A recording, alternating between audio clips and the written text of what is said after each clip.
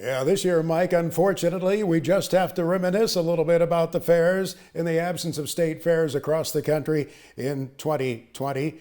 But I asked people the other day to weigh in on my personal Facebook page about their favorite fair memories, and boy, did I get them. Jan from New Mexico weighed in. He had exhibited at the South Dakota State Fair. In the show ring, he said, a friend whispered, "Psst, the lamb just died." Jan said his friend continued to show that dead lamb and was awarded a blue ribbon. Dr. John, veterinarian in Indiana, said he showed cattle in the Coliseum. He educated people about their food at the Taste of Indiana Farms and even spayed dogs for the public to watch in the vet's tent.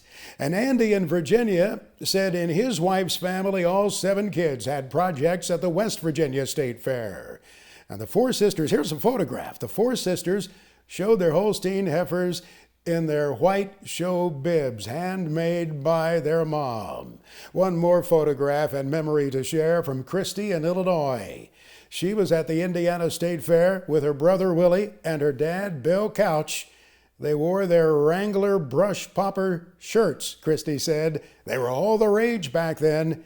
They wore them even if they were as hot as wearing a tarp in the middle of August. Yeah, some great fair memories. A year ago, we were at the Indiana State Fair in Indianapolis. It was a special day there when we visited. We talked with several folks involved in that fair, including a fair board member.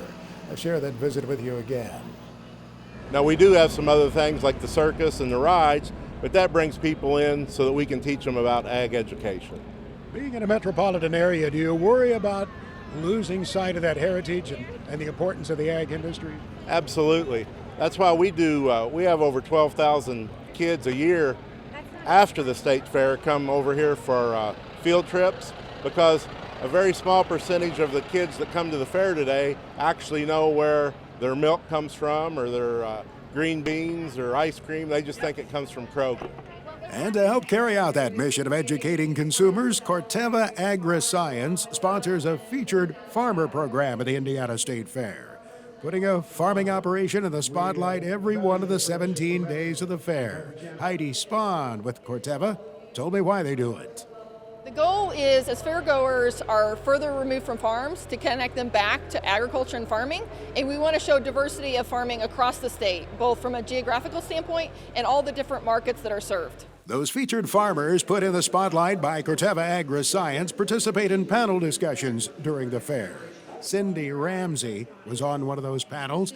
She and her family farm near Shelbyville, Indiana. She explained to the audience and to us how tough this year has been. Well, we didn't finish planting until very late June, and we finally just got so many rains we just had to stop. We had to leave 190 acres unplanted, which is very hard for a farm family to do. And so we just had to stop, but some of the last acres we did get planted are not good.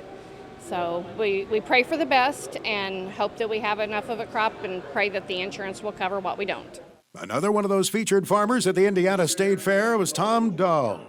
He farms less than an hour out of Indianapolis, producing pumpkins and Christmas trees. It's an agritourism farm. And he said he has found in his particular area of agriculture that farmers sure have been willing to share information with each other. Even next door neighbors are willing to share. And we have to, because as farmers, we're becoming such a smaller and smaller and smaller part of the general population that we have to help each other out, because if we don't, we don't have anybody else to turn to. We very much enjoyed visiting with the farmers that have been honored in that featured farmers program at the Indiana State Fair, including the first African American honored in that program. Glenn Morris farms not too far from the Wabash River in southwestern Indiana, west of the town of Princeton. Told me he started farming with his grandfather about 6 decades ago. He needed somebody to go in with him or he was going to sell the farm. So that was my chance to start farming. And I've had my ups and downs on that. Hasn't everybody who's been in this business a while? How does this current period compare with what you've gone through in the past? Well, I believe it's a little worse, because hopefully this won't last like this. Now, I've never seen it like this since I've been farming.